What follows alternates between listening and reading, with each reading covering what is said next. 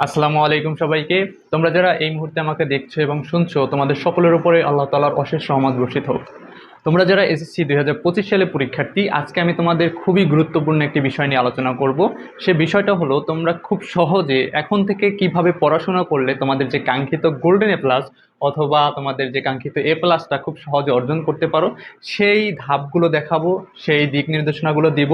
আমি কিছু point note করে রেখেছি, সেই পয়েন্টের উপরে প্রত্যেকটা পয়েন্ট বলবো এবং আলাদা আলাদা বিস্তারিত আলোচনা করব, যাতে করে তোমাদের বুঝতে সুবিধা হয় যে না, তোমরা চাইলে এখন থেকে তোমাদের যে কাঙ্ক্ষিত গোল্ডেন এ প্লাস অথবা এ প্লাস তোমরা চাইলেই কিন্তু খুব সহজে অর্জন করতে পারো। তো পুরো ভিডিওটা মনোযোগ সহকারে সকলকে দেখার অনুরোধ রইল, স্কিপ না করে। তো দেখো, আমি তোমাদের ক্ষেত্রে যে পয়েন্টগুলো রেখেছি তোমাদের জন্য, সেখানে প্রথমে আমি একটা বিষয় রেখেছি একদম সর্বপ্রথমে, যে তোমার হচ্ছে নিজের পড়াশোনাকে অন্যের সাথে তুলনা করবা না। এই পয়েন্টটা সবার উপরে রাখার একটা কারণ আছে। আমরা যখনই পড়াশোনা করতে যাই, তখন এক একজনের হচ্ছে পড়াশোনা করে সাকসেস হয়েছে, তাদের লাইফের যে পড়াশোনার ধরনটা সেটা অনুসরণ করতে যাই। তো এছাড়াও যারা হচ্ছে বিভিন্ন ধরনের ভিডিও তৈরি করে, বা তোমরা যে অন্যান্য স্যারের তোমার হচ্ছে ভিডিওগুলো দেখো, তারা এরকম একটা করে যে আমি কিভাবে সাকসেস হয়েছি সেই বিষয়গুলো তুলে ধরে। সাপোজ মনে করো আমি এসএসসিতে এ প্লাস পেয়েছিলাম, সেটা কিভাবে পেলাম সেটা আমি যদি তোমাকে বলি এবং সেই অনুযায়ী তোমাকে যদি চলতে বলি, তুমি পারবা না। কারণ তুমি যখন 3-4 জনের এরকম সাকসেসের গল্প শুনবা, দেখবা প্রত্যেকের গল্পটাই ছিল আলাদা আলাদা আলাদা, কারোরটাই মিলছে না। ঠিক আছে? তো এজন্যই এটা বলতেছি যে এক একটা মানুষের সাকসেস হওয়ার ধরন এক এক রকম। এক একটা মানুষের গোল্ডেন এ প্লাস বলো, এ প্লাস পাওয়ার পিছনে যে তোমার হচ্ছে পড়াশোনার স্টাইলগুলো বলো, বা পড়াশোনা হচ্ছে রোডম্যাপগুলো বলো, আলাদা। এবং পরিশ্রম করার ধরনটাও আলাদা, কারণ আল্লাহ তাআলা প্রত্যেকটা মানুষকে কিছু কিছু আলাদা গুণ দিয়েছে এবং সব কিছুই আলাদা করে দিয়েছে। ঠিক আছে? তো একটা জিনিস আছে, তুমি যদি পরিশ্রম করো সেটা হবে, তুমি সফল হবা। তো তুমি অন্যের জিনিসগুলো দেখে নিজের ভিতরে না এনে নিজেকে ওইভাবে তৈরি করার চেষ্টা করো, যাতে তোমার জিনিসটা সে অন্য মানুষ ফলো করার জন্য তোমাকে তোমার হচ্ছে গ্রহণ করে। ঠিক আছে? অন্যের জিনিস তুমি গ্রহণ করে নিজেকে কখনোই সাকসেসের চূড়ায় নিতে পারবে না, কারণ তোমার সময় তার সময়ের সাথে মিলবে না। তোমার হচ্ছে কাজ করার শক্তি বা মানসিক যে শক্তি, এটা আরেকজনের সাথে মিলবে না। তো তোমার যেটা আছে, তোমার জায়গা থেকে তুমি হচ্ছে সর্বোচ্চ করার চেষ্টা করো, ইনশাল্লাহ তোমার ভিতরে সাকসেস আল্লাহ তাআলা এমনিতেই দিয়ে দিবে। সো এই কাজটা কখনোই করবা না এই জন্যই, কারণ তুমি যখন দেখবা অন্যের লাইফস্টাইলের মতো বা অন্যের পড়াশোনার মতো তোমার জীবনটাকে পার করতে যাবা, তখন দেখবা সেখান থেকে কিছু সাকসেস আসছে না, তখনই কিন্তু তোমার ভিতরে মানে হতাশা চলে আসবে। আর যখনই একটা জিনিসে হতাশা চলে আসে, তখন কিন্তু সে আর কখনোই সামনের দিকে আগাতে পারে না। সো সাকসেস কিন্তু তখন আর উপরের দিকে যাবে না, তখন নিচের দিকে এমনিতে চলে আসবে। সো এই বিষয়টা মাস্ট মনে রাখবা, যে তোমার হচ্ছে নিজের পড়াশোনা নিজের কাছে কিভাবে তুমি পড়বা, সেটা তোমার হচ্ছে নিজেকেই গুছিয়ে নিতে হবে। সো আমার দিক থেকে আমি তোমাদের কিছু সাজেশন দিব, কিছু দিক নির্দেশনা দিব, যাতে করে তোমরা রাস্তাটা চিনতে পারো এবং সেই রাস্তায় কিভাবে হাঁটবা সেটা একান্তই কিন্তু তোমার ব্যাপার হয়ে দাঁড়াবে। ঠিক আছে? তো দেখো, কোন মানে ওয়েতে যদি তুমি পড়াশোনা করো, তাহলে তোমার পড়াশোনার গতিটা বাড়বে এবং তোমাদের যে কাঙ্ক্ষিত এ প্লাসটা সেটা খুব সহজেই তোমরা কিন্তু অর্জন করতে পারবে। তো সেই দিকগুলোই দেখাচ্ছি। এক্ষেত্রে প্রথমে আমি যেটা রেখেছি সেটা হলো, তোমার প্রত্যেক বিষয়ের গ্যাপগুলো খুঁজে বের করবা এবং আগের মানে সেটা শেষ করবা। এটা হলো তোমার, আমাদের সবারই কিন্তু দেখা যায় যে 9-এ আমরা অনেক ভালো একটু পড়াশোনা করছিলাম, হয়তো আবার তোমার হচ্ছে 4 অধ্যায় 5 অধ্যায় করে বা 6 অধ্যায় করে এক একটা বিষয় কমপ্লিট করছি। যখন আবার 10-এ উঠে আমরা তোমার হচ্ছে পূর্ণাঙ্গ বই পড়া ধরি, তখন আবার শুরু থেকে শুরু করি। কিন্তু আমাদের যে গ্যাপটা রয়ে গেছে, ওই গ্যাপটা কখনোই আমরা পূরণ করতে চাই না, এবং দিন শেষে দেখা যায় পরীক্ষার আগে আমাদের একটা চাপ চলে আসে, কারণ ওইগুলো তো আমার পড়া নাই, আর যেটা পড়তেছো সেটা নিয়ে আবার তুমি আস্তে আস্তে ঝিমাচ্ছ। তো তোমার প্রথমে কাজ হচ্ছে যে প্রত্যেকটা সাবজেক্টের গ্যাপগুলো খুঁজে বের করা, এবং সেই গ্যাপগুলো খুঁজে বের করে সেগুলো খুব ভালোভাবে তোমার হচ্ছে দ্রুত শেষ করার চেষ্টা করবা। ঠিক আছে? এতে করে হবে কি, তোমার যখন এক একটা বই কমপ্লিট হয়ে যাবে, নিজের ভিতরে একটা আত্মবিশ্বাস চলে আসবে, এবং যখনই নিজের ভিতরে আত্মবিশ্বাস চলে আসবে, তখন তোমার পড়াশোনার গতি অনেক গুণে বেড়ে যাবে। ঠিক আছে? এরপরে তোমরা যে কাজটা করবা সেটা হলো সকল অধ্যায়ের বেসিক ক্লিয়ার করবা। তোমার যখনই তোমার একটা বই কমপ্লিট হলো, তারপরে তুমি খুঁজবা কোন কোন অধ্যায় তোমার বেসিক এখনো ক্লিয়ার না। যে অধ্যায়ের বেসিক ক্লিয়ার না, সেই অধ্যায়ের বেসিকটা ক্লিয়ার করে নিবা, কারণ তুমি যখন একটা অধ্যায়ের সৃজনশীল করতে যাবা, একটা অধ্যায়ের হচ্ছে তোমার ম্যাথগুলো যদি গণিত ধরি, গণিতগুলো করতে যাবা, তখন কিন্তু হচ্ছে তোমার প্রত্যেকটা অধ্যায়ের যদি বেসিক জানা ভালো না থাকে তখন কিন্তু তুমি সমস্যায় পড়বা। আর যদি বেসিকটা ক্লিয়ার থাকে তাহলে দেখবা একটা অঙ্ক না পারলেও যখন তুমি নোটের সহায়তা নিবা তখন কিন্তু অঙ্কটা বুঝতে পারবা যে আসলে এই জায়গা থেকে এই জায়গায় চলে আসছে। নাহলে কিন্তু তুমি অনেক ঝামেলায় পড়তে হবে তোমাকে। সো প্রথমেই তোমার হচ্ছে বেসিক ক্লিয়ার করতে হবে। বেসিক ক্লিয়ার করার ক্ষেত্রে আমি একটা জিনিস তোমাদের সাজেস্ট করতে পারি, সেটা হলো ইউটিউবে কিন্তু অনেক ভালো ভালো টিচারের হচ্ছে বেসিক ক্লাস পাওয়া যায়। ইভেন আমিও কিন্তু তোমাদের অনেক বিষয়ের হচ্ছে তোমার বেসিক ক্লাস বলো, তোমার হচ্ছে সমাধান বলো, সব কিছুই ক্লাস আপলোড দেওয়ার চেষ্টা করতেছি এবং ইনশাল্লাহ সামনে সব ক্লাসগুলি আপলোড দিব। যদি আমারটা ভালো লাগে আমারটা দেখবা, অন্যটা ভালো লাগলে অন্যটা দেখবা, অর্থাৎ তুমি যার ক্লাসটা সব থেকে ভালো বুঝবা তুমি তারটা দেখে তোমার বেসিকটা ক্লিয়ার করে নিবা। ঠিক আছে, এটা হলো কথা। তো তোমার এটা যদি শেষ হয়, যখন তোমার বেসিক ক্লিয়ার হবে তখন তুমি টেস্ট পেপার বেশি বেশি পড়া ধরবা।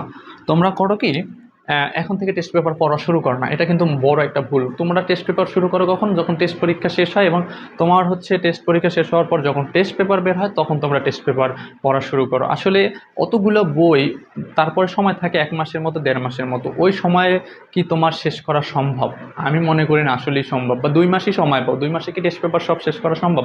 যদিও শেষ করতে যাও তাহলে মাথায় কি পরিমাণ একটা চাপ পড়ে, তোমার তো টেস্ট পেপার নিয়েই বসে থাকা লাগে। তো তোমার এখন থেকে যে আগের টেস্ট পেপারগুলো আছে, শোনো একটা জিনিস হচ্ছে কোশ্চেনের প্যাটার্ন কিন্তু আলাদা হয় না। তুমি যদি কোশ্চেনের প্যাটার্নগুলো ধরতে পারো তোমার হচ্ছে কোশ্চেন সলভ করা কোনো ব্যাপার না।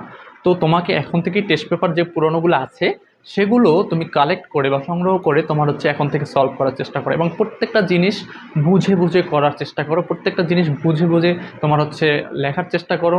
হ্যাঁ, তাহলে দেখবা একটা সময় হচ্ছে তোমার মাথায় খুব ভালোভাবে সেট হবে যে আসলে কোন জিনিসটা কোন জায়গা থেকে আসছে, কোন জিনিসটা কিভাবে হলো, হ্যাঁ কেন হচ্ছে, সব কিছু তোমার ভিতরে চলে আসবে। তো এখন থেকে যদি টেস্ট পেপার না পড়া ধরো তাহলে কিন্তু তুমি অনেক পিছিয়ে যাবা। আর যদি তোমার হচ্ছে কাঙ্ক্ষিত সেই গোল্ডেন এ প্লাসটা খুব সহজে অর্জন করতে চাও তাহলে তুমি যদি এখন থেকেই প্রশ্নের প্যাটার্নটা ধরতে পারো তাহলে কিন্তু তোমার জন্য পড়াশোনাটা অনেক সহজ হয়ে যাবে। যে আসলে প্রশ্ন কীরকম আসতে পারে, প্রশ্নে তোমার হচ্ছে ধরন কেমন হয়, কোন কোন জায়গা থেকে প্রশ্ন আসলে বেশি আসে, কোন কোশ্চেনগুলো আসলে বেশি হচ্ছে। ঠিক আছে, তুমি যখন এই সব কিছু মাথার ভিতরে একটু নিজে নিয়ে নিতে পারবা তখন আসলে তোমার কিন্তু সেই পড়াশোনাটার গতিও বাড়বে এবং হচ্ছে নিজে পড়াশোনা করে ভালো লাগাও একটা কাজ করবে। পড়াশোনার সব থেকে বড় বিষয় হলো কিন্তু ভালো লাগা তৈরি করা। যখন পড়াশোনায় ভালো লাগা তৈরি হয় তখন কিন্তু পড়াশোনা করতে ভালো লাগে এবং একটা বিষয় পড়লে আনন্দ পাওয়া যায়। আর আনন্দ না নিয়ে পড়তে গেলে কিন্তু সেই পড়া তোমার ভালো মনেও থাকে না এবং পড়াশোনাটা একটু বিরক্তিকর লাগে। সো তোমাকে হচ্ছে টেস্ট পেপার বেশি বেশি তোমার হচ্ছে কি সলভ করতে হবে। এরপরে যেটা করবা, এটা কিন্তু মোস্ট ইম্পর্টেন্ট একটা বিষয়, পড়ায় মনোযোগ দিয়ে পড়া। মনে করো আমি প্রত্যেকটা বই শেষ করে ফেললাম, পড়তে তো পড়তেছি, তোমার শেষ করতে কয়দিন লাগবে, শেষ করলাম, টেস্ট পেপারও সলভ করে ফেললাম, কিন্তু আমি ওটায় মনোযোগ কতটুকু দিচ্ছি এটা হলো বড় কথা। তুমি মনে করো একটা বই শেষ করে ফেললাম, কিন্তু তোমাকে আমি যদি ধরি সেখান থেকে 5টা কোশ্চেন করি, তুমি যদি সেই 5টা কোশ্চেনে একটাও অ্যান্সার না দিতে পারো সেই পড়ার কোনো মূল্য আছে? অবশ্যই নেই। কিন্তু হ্যাঁ, তুমি যদি মনোযোগ দিয়ে পড়ো এবং পড়ার সময় বুঝে পড়ার চেষ্টা করো যে না আসলে এই অধ্যায়টা পড়লাম, এই অধ্যায়টার ভিতরে কী আছে, কী বুঝিয়েছে, বা এই অধ্যায়গুলোর থেকে কীরকম কোন কোন জায়গা থেকে প্রশ্ন হতে পারে সেই বিষয়গুলো যদি তুমি বুঝে পড়ার চেষ্টা করো তাহলে কিন্তু তোমার হচ্ছে ওই পড়াটা অনেক দিন মনে থাকবে এবং সেই পড়াটার যে আউটপুট আসবে সেটা কিন্তু খুব ভালো একটা আউটপুট আসবে। সো পড়ায় কিন্তু মনোযোগ দেওয়াটা খুবই গুরুত্বপূর্ণ এবং তুমি যদি মনোযোগ দিয়ে না পড়ো সেই পড়ার কিন্তু কোনো ভ্যালু থাকবে না। সো প্রত্যেক অনুরোধ করব পড়ার সময় অবশ্যই তুমি কিন্তু মনোযোগ দিয়ে পড়বে। ঠিক আছে, পরে বেশি বেশি রিভিশন দেওয়া। এখন মনে করো তুমি হচ্ছে মনোযোগ দিয়েও পড়লা, তুমি হচ্ছে বইও শেষ করলা, ঠিক আছে, কিন্তু তুমি একটা জিনিস পড়েছো, সেটা মনোযোগ দিয়ে পড়েছো, সেখান থেকে তুমি 10 দিন পর সেখান থেকে 50% বা 40% 60% জিনিস ভুলে যাবা, এটাই স্বাভাবিক। মানুষ মাত্র ভুলবে, এটাই স্বাভাবিক। মানুষের মাথায় সব কিছু মনে থাকে না। কিন্তু হ্যাঁ, তুমি যখন একটা জিনিস বারবার বারবার তোমার কানের কাছে শুনো, সেটা কি তুমি আর কখনো ভুলো? পড়াশোনাটা এরকম।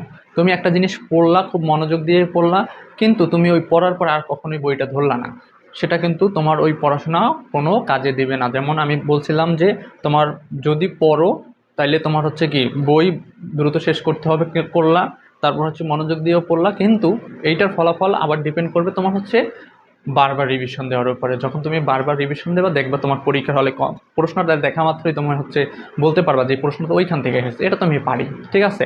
আর যদি তোমার রিভিশন বারবার না দাও, তাহলে কিন্তু দেখবো অনেক কিছু তুমি ভুলে যাচ্ছ। তো পড়াশোনা কমপ্লিট করলা, মনোযোগ দিয়ে পড়লা, কিন্তু অবশ্যই সেটাকে আবার বারবার রিভিশন দিতে হবে ভাইয়া। যদি তুমি রিভিশন ভালো করে দাও, বেশি বেশি দাও, তাহলে তুমি যত বেশি রিভিশন দেবে তত বেশি তোমার মাথায় সেট হবে ভালো। ক্লিয়ার? আচ্ছা, এরপরে যেটা করবা, নিজে একটু মডেল টেস্ট পরীক্ষা দেওয়ার অভ্যাস করবা। এই জিনিসটা আমরা সহজে করতেই চাই না। পরীক্ষার মতো একটা কষ্ট, এটা কে নিতে চায় মাথায়? আমরা কেউই নিতে চাই না। তো আমাদের প্রত্যেকেরই উচিত মডেল টেস্ট যে পরীক্ষাগুলো আছে, অর্থাৎ তোমাদের প্রত্যেকটা গাইডের শেষে বা নোটের শেষে দেখবা কিছু কোশ্চেন দেওয়া থাকে, ওইটা দিয়ে যদি আমরা একটু মডেল টেস্ট পরীক্ষা দেওয়ার বাসায় বসে টাইম ধরে অভ্যাস করি, তাহলে তুমি আসলে নিজেকে পরিমাপ করতে পারবা তুমি আসলে কতটুকু অ্যাভেল তোমার হচ্ছে পরীক্ষা দেওয়ার জন্য, তোমার হচ্ছে কতটুকু এবিলিটি আছে, বা তোমার ওখানে যে পরীক্ষা দেওয়ার পর তুমি যদি নিজেকে মার্কিং করতে পারো, তাহলে দেখতে পারবা বা বুঝতে পারবা তুমি আসলে একটা পরীক্ষা দিলে কতটুকু মার্কস পাচ্ছ। তাহলে তোমার হচ্ছে ওই অনুযায়ী তুমি আবার পড়াশোনার গতিটা বাড়াতে পারবা, ঠিক আছে। তাহলে দেখো, তোমার যে কাজগুলো করতে হবে, প্রথমে যেটা বললাম, অন্যের সাথে তুলনা করা যাবে না। অন্য কীভাবে পড়াশোনা করছে বা সে কীভাবে প্লাস পাইছে, এটা করা যাবে না। তুমি তোমার জায়গা থেকে জাস্ট এই যে জিনিসগুলো বললাম, এইগুলো অ্যাপ্লাই করে তোমার মতো করে তুমি পড়াশোনাটা সাজাও। পরিশ্রম কতটুকু করবা সেটা কিন্তু আমি বলে দিচ্ছি, তোমার উপরে ডিপেন্ড করবে। আমি রাস্তা দেখাইছি তোমাকে, আমি 2টা রাস্তা দেখালাম বা 3টা রাস্তা দেখাইলাম। এখন প্রত্যেকটা রাস্তায় আসলে তুমি কতটুকু জোরে হাঁটবা না দৌড়াবা, ঠিক আছে, এটা একান্তই তোমার উপর ডিপেন্ড করে। কারণ তোমার যদি টার্গেট মনে করো A+ থাকে বা গোল্ডেন A+ থাকে, ঠিক আছে, এই দুইটা যদি থাকে, তাহলে তুমি অবশ্যই তোমার আর যে তোমার সহপাঠীরা আছে তাদের থেকে অনেক ধাপ এগিয়ে থাকতে হবে পড়াশোনায়। তুমি আসলে রেসে কতটুকু এগিয়ে আছো সেটা মাপতে পারবা কখন? যখন তুমি হচ্ছে প্রত্যেকটা বইয়ের গ্যাপ খুঁজবা, যে আসলে তুমি কি পারো কি পারো না। যখনই গ্যাপ খুঁজবা, তখনই দেখবো অনেকেই আছে এখনো তোমার হচ্ছে যে অনেক বইয়ের সবগুলো অধ্যায় নামই জানে না। তাহলে তুমি যখন গ্যাপ খুঁজতে পারবা, তখনই দেখবা তোমার বিশাল একটা জিনিস এখনো বাকি রয়ে গেছে। সো কি করতে হবে? তখনই তোমার সবগুলো গ্যাপ আবার শেষ করতে হবে, অধ্যায়ের বেসিক ক্লিয়ার করতে হবে, টেস্ট পেপার সলভ করতে হবে, মনোযোগ দিয়ে পড়তে হবে, তারপর হচ্ছে বেশি বেশি রিভিশন দিতে হবে। এই বিষয়গুলো তুমি যদি এখন থেকে কন্টিনিউ করো এবং রুটিন মাফিক, যেটা মোস্ট ইম্পর্টেন্ট সেটা হলো তোমার ধারাবাহিকতা মেনটেন করা। তুমি যদি এখন থেকেই ধারাবাহিকতা মেনটেন করে চলতে পারো, আমি 100% শিওর দিয়ে বলতে পারি তোমার জন্য গোল্ডেন A+ বা A+ একদম ইজি হয়ে যাবে। জাস্ট এটুকু হলো বিষয়, ধারাবাহিকতা মেনটেন করা। পরিশ্রম তুমি কতটুকু করতেছো সেটার থেকেও মোস্ট ইম্পর্টেন্ট হচ্ছে তুমি যতটুকু পরিশ্রম করছো সেটা তুমি ধারাবাহিকভাবে করতেছো কিনা। আজকে আমার কথা শুনে তুমি মনে করো 10 ঘন্টা পড়ে ফাটাই দিলা, পরের 2 দিন তোমাকে এক খুঁজেই পাওয়া গেল না, সেটা না। তুমি আজকে আমার কথা শুনে 2 ঘন্টা রেগুলারিটি মেনটেন করে পড়ো এবং পড়ায় মনোযোগ দাও, তাহলে দেখবো ইনশাল্লাহ তোমার আউটপুট একটা ভালো জায়গায় গিয়ে পৌঁছাবে। সো যারা যারা ভিডিওটা দেখছো তারা অবশ্যই আমার কথাগুলো যদি বুঝে থাকো, তাহলে অবশ্যই মানার চেষ্টা করবে এবং ইনশাল্লাহ আমি আশা করি তোমরা যদি মানো, তোমাদের জীবনে একটা ভালো কিছু আশা করতে পারো। সো যারা আমার চ্যানেলে নতুন, অবশ্যই আমার চ্যানেলটাকে সাবস্ক্রাইব করে পাশে থাকবে। আর যারা অলরেডি সাবস্ক্রাইব করে পাশে আসো, তাদেরকে অসংখ্য ধন্যবাদ। আজকে এ পর্যন্তই। আল্লাহ হাফেজ।